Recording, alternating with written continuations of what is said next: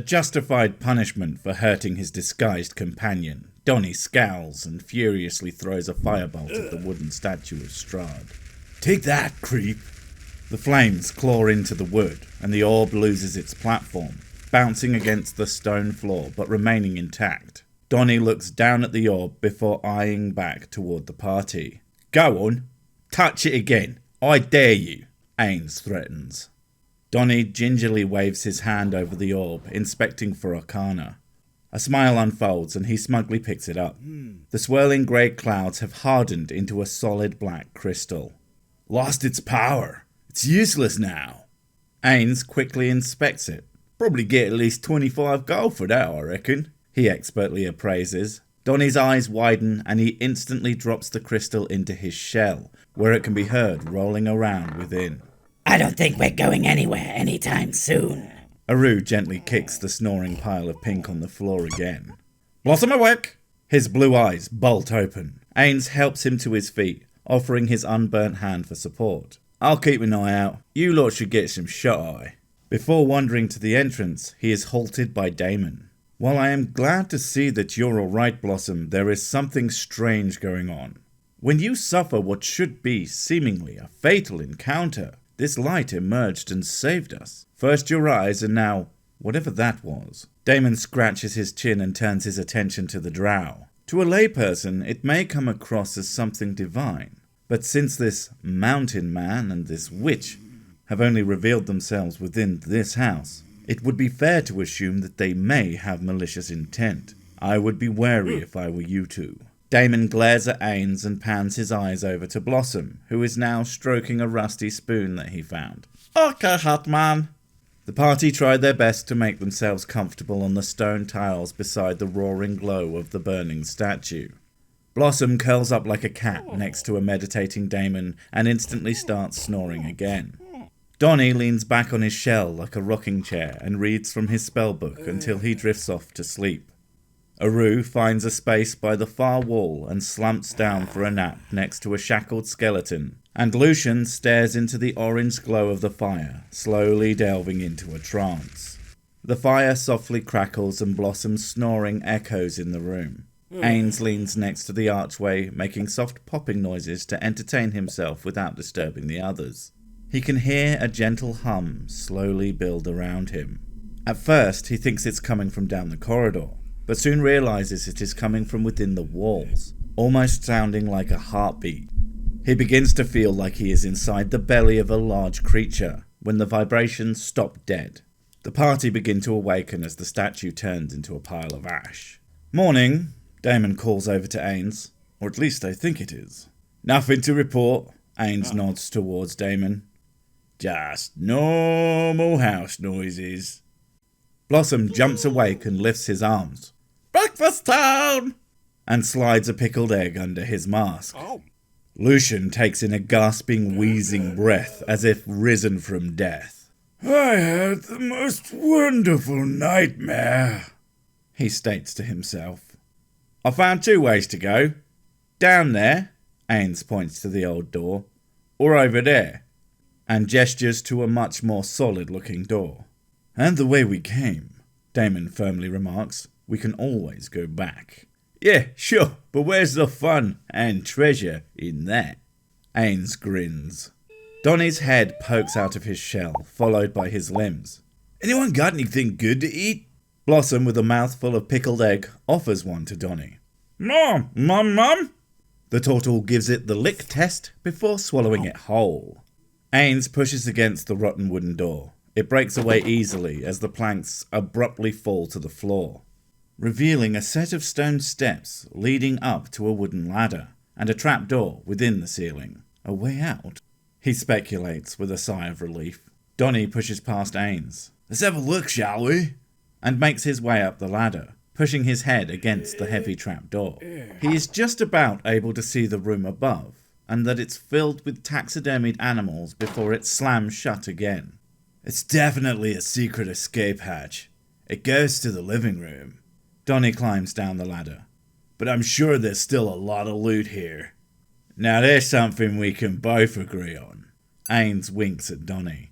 The rogue rushes to the sturdy-looking door. It seems practically brand new with strong, gold-looking fittings. He grabs the handle and twists, but nothing happens. He tries to pull his hand away and feels like he is glued to the surface. Suddenly, the door warps and makes a ticking noise as sharp teeth emerge around the frame. "Mimic!" he shouts frantically, pulling his hand away, but remaining firmly attached. The door hisses as Ain's embered fingers begin to singe its flesh, but it refuses to let go. Donnie stands next to Ain's and magically crafts a firebolt, pulls back his hand. "No, don't you even think about it!" Ains cries, desperately tugging himself away from the door before a small firebolt impacts the mimic and it squeals in pain. "I can aim!" Donnie growls. "Blossom, help!" A pink blur darts around the corner and Ains is sprayed with an icy cold blast of magic. "Thanks." The drow groans sarcastically, using his other hand to grab his rapier and slice at the hungry door. A large slimy tongue slides into view and licks Ains, covering him in thick, viscous saliva. "Oh, not this again!" He grimaces and attempts to wipe his face with his now frosty cloak. Donnie lines up another firebolt right into the creature's mouth. It chokes on the flames. The cloaked rogue pushes his foot against the mimic for leverage and pulls his arm away, managing to set himself free. He quickly backs away from the false entrance and swipes his sword along the eager tongue. Grey blood seeps out of its wound as it ticks and gurgles in pain. Aru marches up beside Ains and hesitates, pondering if she should let the drow fight his own battles, but she sighs loudly and grasps a hold of her whip. Wildly circles her arm up high and lashes it down towards the tongue, following the cut made by Ains.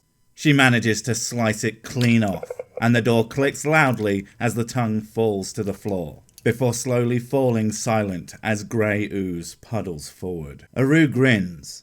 "Come on, this was supposed to be your kill." The thief sighs. Now exhausted, he slumps down without saying a word. "This place is a pit of despair. We may have to be more careful. Who knows what other dangers lurk within the darkness." He makes his way over to the drow and attempts to make him more comfortable on the cold ground. Donnie approaches and gives him a gentle pat on the shoulder. Ains looks up at him, expecting some comforting words. The turtle smiles down at him. "And that's why you don't wander off." Ains scowls and tries to grab him with his burning hand. "Why, you but is simply too weak and softly passes out. Lucian huffs and leans against the wall. "We are never going to leave this place, are we?" Blossom sits and pulls out the black journal which sent the party into the memory. He flips through to see if he recognizes any symbols, but stops at a page entitled "The Final Chapter" and reads.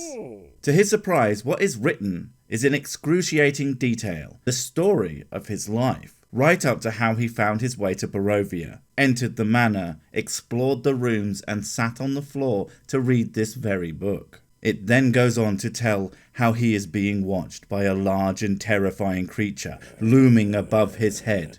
The remaining pages are covered with streaks of blood. He closes the book very slowly, carefully pans his vision to the ceiling, and there is nothing there. "Oh, tricky book." He gives the leather cover a smack. "Naughty!" Ains gradually opens his eyes to see Damon uncomfortably close to his face. "Feeling better?" Maybe if you back off a bit." Ains pulls himself into a seating position. You guys think we can get moving again? This chanting is starting to give me the creeps." Donnie whimpers. "Really? I find it rather soothing." Lucian sighs, relaxing against the wall. Damon helps Ains to his feet. "Right, gather your things, everyone. We're pressing on." "Right after I see what that mimic was hiding," Ains insists. Damon lets out a disapproving groan and rolls his eyes. "Do you honestly think that's a wise decision? It was probably guarding something for a reason." Ignoring Damon's concerns, the drow gently steps over the door-shaped corpse and into a strangely well-lit room with a small table at the centre. He notices how all the candles in the room rest on top of humanoid skulls. Donnie toddles into the room and instantly begins sampling multiple skulls whilst making notes in his book. Chalky aftertaste," he mumbles to himself. Aru tramples her way into the adjoined room, paying little attention to the skulls, as if it was normal interior decor. She finds someone's attempt at making a bedroom within this dank, dripping cellar. The paladin's eyes lock onto a metal box at the end of the bed. She kicks it open with her boot, and inside finds a neatly folded cloak made from thick, coarse material and a large wooden coffer. Ains whisks into the room upon hearing the opening of a chest and pulls out the cloak, admiring the craftsmanship, while Aru lifts the wooden box lid. Inside, neatly arranged, are 4 healing potions, a chain shirt, and a yellow spellbook. The drow and orc stare at each other for a moment and smile at the haul they have discovered. Hey, Donnie, Calls Aru into the other room. check this out. The wizard enters. What is it? Are there more skulls to try? He smacks his lips at the prospect. Here. Aru forcibly pushes the spellbook into Donnie's arms, who purrs with excitement, and he sits on the edge of the bed, wipes his tongue across the front cover before opening it to read the various spells. Aru attempts to put her large bulky arms through the chain shirt, which just about fits, and Ains swings side to side wearing his new hooded cloak. Damon wanders in and inspects the remaining items within the wooden box. He picks up one of the healing potions and inspects the bottle closely. If no one objects, I shall handle these. And with utmost care, he gently places the bottles into his pack. Blossom wanders the room while the rest of the party are distracted by their new shiny items. He can hear a gentle voice calling out. Please, help me. Attempting to hone in on the exact location, he runs his hands along the walls of the bedroom. He feels something off about a particular set of bricks. It's as if they were hastily stacked together. He presses his ear against it, hearing a feminine voice within the wall, pleading. Please, help me. I'm trapped. Blossom gasps and frantically points to the wall. Woman and wall! Woman and wall! Aru flicks her eyes between the frightened mask bearer and the shoddily constructed wall, before pulling out her axe and breaking it apart with a well-placed swing. The party coughs as mortar dust fills the room. It clears to reveal a dark figure. Good day? Aru states, not really sure how to react. Drakalader? Asks Blossom, leaning into the alcove, only to be greeted with a howling shriek. That'll be a no then. Ains backs off behind the wall. A hideous creature steps forward from its prison. Damon glares at this abomination from afar. I knew this place would be a bad idea. He readies his crossbow. Pretty girl. Give me your skin. The creature lumbers forward, slowly reaching out toward Aru, with an odd-shaped hand covered in scales. I'd rather keep it, thanks. Aru clings to her great axe as she takes a large step backwards. The air is filled with a thick, foul stench which burns the back of the throat and invades the nostrils.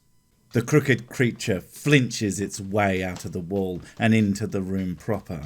Aru's eyes widen as she immediately recognizes her. Elizabeth! Aru exclaims in horror. Yes, dear. Do I know you? The woman smiles with misshapen teeth. Her skin is littered with strange sewn patches of different colours, shades and textures, held together with what looks like twine. She moves with an element of grace as to not rip her seams. She reaches for Aru with a deadly clawed hand, but the twine becomes taut, preventing her from extending the arm. Aru reacts the only way she knows how, and swings her axe. Cutting into Elizabeth's patchwork skin, she continues to smile as if she felt no pain, and casually pulls her arm away from the axe. Thick, dry dust falls from the wound as her hand is left hanging, holding on only by a frayed thread. Aru steps backwards up onto the bed. What are you? She frightfully cries. Why, I'm a healthy young woman. Elizabeth steps forward. With laboured breath, Ain swiftly grabs his rapier and inserts it into the base of Elizabeth's skull. Still smiling, with her eyes locked on Aru, she coughs up grey dust before falling lifelessly to the floor. The party stares down at the body and then up to Ains. Look, when in doubt, aim for the brain. Ains proudly and firmly nods at his teaching moment. That's why you can't kill Donnie. The drow laughs full-heartedly. Screw you, dude. Donnie pouts and lowers his head back behind his book. Aru's fearful face finally blends into a smile. She slams her hand on the drow's back, forcing him to fly forward a few feet. Hey, you got one, buddy? Elizabeth Durst? So it may seem. Damon peers thoughtfully down at the corpse. Elizabeth Dust, more like. Lucian cackles from the skull room. She appears like a life-size doll. Damon notices that her flesh is made up of patches from different races. What in all the realms? He instinctively steps back before composing himself. Some kind of construct. Damon stares with morbid fascination, but quickly regains his focus. No time to waste. Let's take the body to the assigned grave. Not it, Donnie quickly states before leaving the room, clutching his new spellbook. Aru growls and gently picks up Elizabeth's corpse. Flakes of dust escape from between the seams of her patchwork skin. They move back through the tunnels, and Aru places her down in her crypt. Would you like to say a few words, Aru? Damon gently pats her on the back. You seem to know her better than we ever could. We'd probably be friends if she weren't so, handsy. Aru shrugs and replaces the lid of the sarcophagus. But she had some bold ideas. The party make their way back to the intersection where they previously fought the ghouls. Damon takes a deep breath of relief. Now the only one left is Walter, but nothing implies he is actually dead. Yeah, he dead. Mountain Man said so. Blossom interrupts. As I was saying, we should still finish our search. There are plenty of rooms we have not assessed yet. Damon claps his hands in an attempt to get the group to work as a team. Plenty more creatures we need to see the inside of. Aru laughs with delight. Damon glares at her, slightly disgusted. Ain scans the remaining passages, but cannot determine the best route. He looks down each path repeatedly, until his eyes meet Donnie, who stares at him with a pleased smile. Lost, are we? Need some help navigating from the master of wandering off? Nah, mate, I have a keen sense of direction. I know exactly where I'm going. Ains points down a corridor with an overconfident raised eyebrow, and takes the lead, but immediately steps on what he believed was a stone floor tile, but his foot slips right through as the illusion fades to reveal a pit filled with sharp wooden spikes below. Donnie rushes over, desperately reaching out his claws to pull him back up, but the drow's eyes widen and he loses his grip.